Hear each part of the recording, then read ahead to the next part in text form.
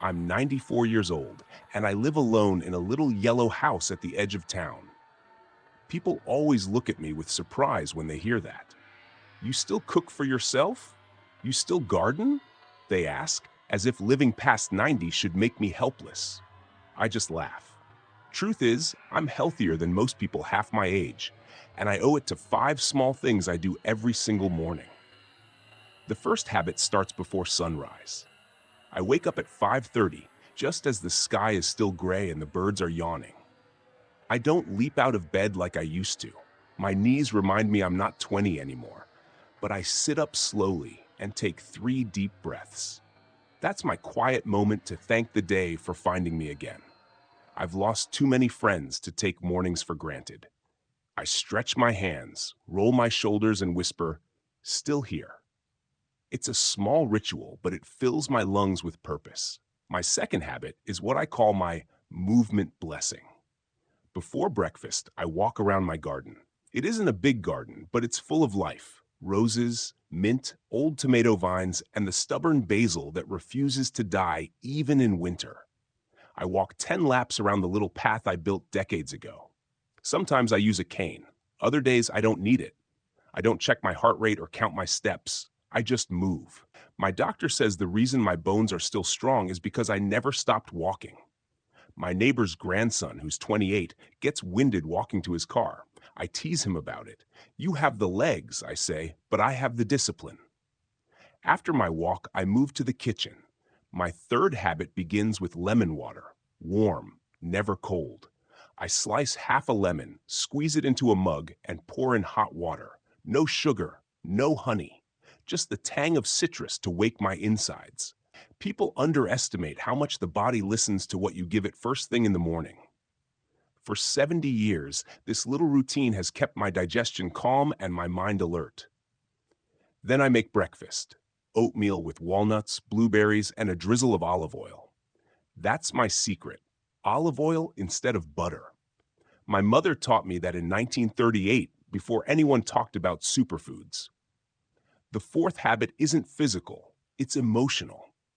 After breakfast, I sit in my old armchair by the window, where sunlight spills onto the floor, and I write one paragraph in my gratitude notebook. It started as a way to fight loneliness after my husband passed. I was 72 then and felt like my world had ended. But every morning since, I've forced myself to write one good thing. Sometimes it's as small as "the roses bloomed" or "the bread smelled good." Over the years, those little notes piled up into a book of quiet miracles. I flip through it often, especially on hard days. People half my age drown in worries. Gratitude, I've learned, is medicine no doctor can prescribe. The fifth habit is what surprises people most. I sing. Not loudly, not well, but joyfully. After I finish writing, I turn on my old radio and sing along to the classics: Frank Sinatra, Doris Day, sometimes even a bit of Elvis if I'm feeling rebellious. Singing opens the chest, exercises the lungs, and lifts the heart. It's impossible to be miserable while singing "Fly Me to the Moon." My neighbor once told me he hears me through the walls and that it makes his mornings brighter. I told him that's the point. These five habits don't sound like much. No fancy supplements, no expensive gym memberships, no miracle routines.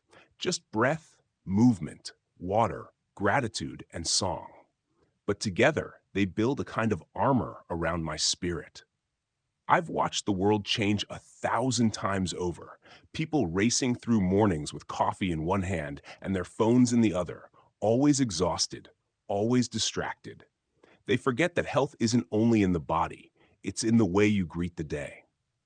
When I finish my morning routine, it's barely 7:30. The sun is warm, my house smells of lemon and oatmeal, and I feel alive. I tend to my plants, sweep the porch, or read the newspaper. Some days, my daughter calls and begs me to move in with her. I tell her gently, "As long as I can dance a little, I'll stay right here." She laughs, but I mean it. Independence isn't about pride, it's about rhythm. My mornings give me that rhythm. I don't know how many years I have left, but I don't fear the end. I've seen too many people give up living long before their last breath. Me? I plan to keep singing, walking, and writing until my pen runs dry. Tomorrow morning, when the birds start whispering outside my window, I'll sit up, stretch my arms, and whisper again, still here. And that, I think, is the healthiest habit of all.